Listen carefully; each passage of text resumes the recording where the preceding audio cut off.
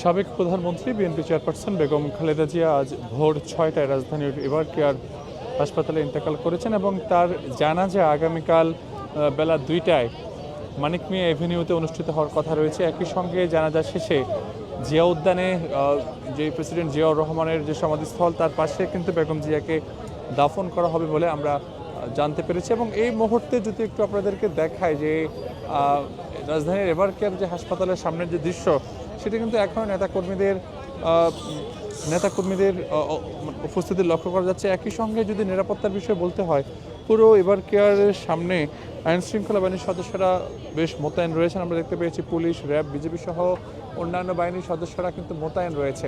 আরেকটি বিষয়ে যদি আপনাদেরকে জানাতে হয়, বিএনপি চেয়ারপারসন সাবেক প্রধানমন্ত্রী বেগম খালেদা জিয়া মূলত গত মাসের অর্থাৎ চলতি বছরের 23 নভেম্বর তিনি বার্ধক্যজনিত কারণে এই রাজধানীর এভার কেয়ারে তিনি চিকিৎসা নিতে আসেন এবং এরপর থেকেই তার স্বাস্থ্যের অবস্থা অবনতি হতে শুরু করলে চিকিৎসকদের পরামর্শ তিনি কিন্তু এই রাজধানীর এভার কেয়ার হাসপাতালে তিনি চিকিৎসা নিচ্ছিলেন এবং গত কয়েকদিন ধরে তার অবস্থা সংকটাপন্ন বলে আমরা চিকিৎসকদের বরাতে এবং তার পরিবারের সদস্যদের বরাতের মাধ্যমে আমরা জানতে পেরেছি। এবং এরপরে কিন্তু আজ ভোর ৬টায় তার যে বিদায় নেওয়ার যে খবর সেটা কিন্তু গণমাধ্যমে আসে এবং আমরা দেখেছি।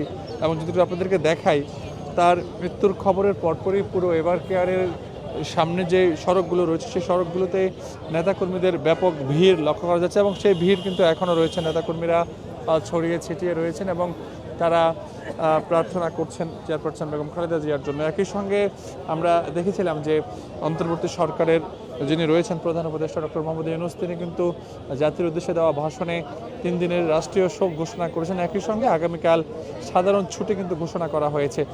দর্শক, আমরা রয়েছি এই মুহূর্তে রাজধানীর এভার কেয়ার হাসপাতাল থেকে এবং জানানোর চেষ্টা করছি আপনাদের সবশেষ আপডেট যেটা আমাদের কাছে রয়েছে।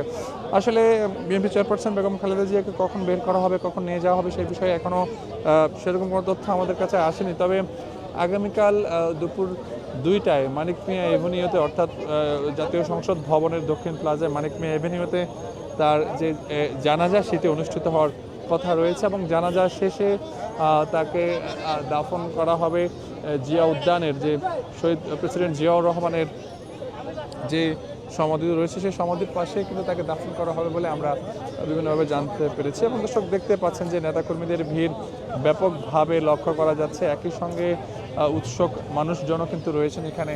আর গণমাধ্যম কর্মীরাও কিন্তু সেই খবর টানা কয়েকদিন ধরে তারা জানাচ্ছেন। গণমাধ্যম কর্মীরা সেই সংবাদ সংগ্রহে রয়েছেন।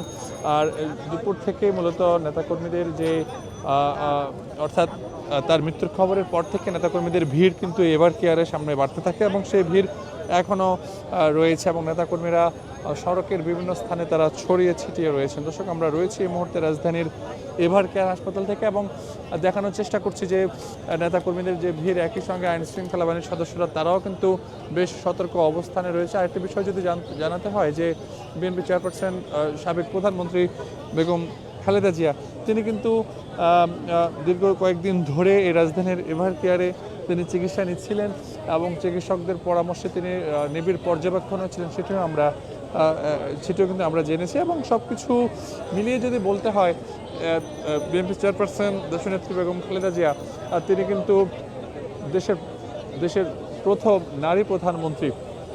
তার মৃত্যুতে বিশ্বের বিভিন্ন দেশের রাষ্ট্রপ্রধানরা শোক জানিয়েছেন বাংলাদেশে অবস্থানরত বিভিন্ন দেশের কূটনীতিকরা। এছাড়াও বিভিন্ন রাজনৈতিক দলের শীর্ষ নেতারাও কিন্তু তার মৃত্যুতে গভীর শোক জানিয়েছেন। একই সঙ্গে বিভিন্ন পর্যায়ের বিভিন্ন দলের নেতারা কিন্তু এই এভার কেয়ার হাসপাতালে তার মৃত্যুর খবর শোনার পরপরই অনেকে এসেছেন এবং তারা সমবেদনা জানিয়েছেন জিয়া পরিবারের প্রতি। দর্শক, জানিয়ে রাখি, বিএনপি চেয়ারপারসন সাবেক প্রধানমন্ত্রী বেগম খালেদা জিয়া আজ ভোর ৬টায় রাজধানীর এভার কেয়ার যে হাসপাতাল সেই হাসপাতালে ইন্তেকাল করেন এবং মৃত্যুকালে তার বয়স হয়েছিল ৮০ বছর। এবং আরেকটি বিষয়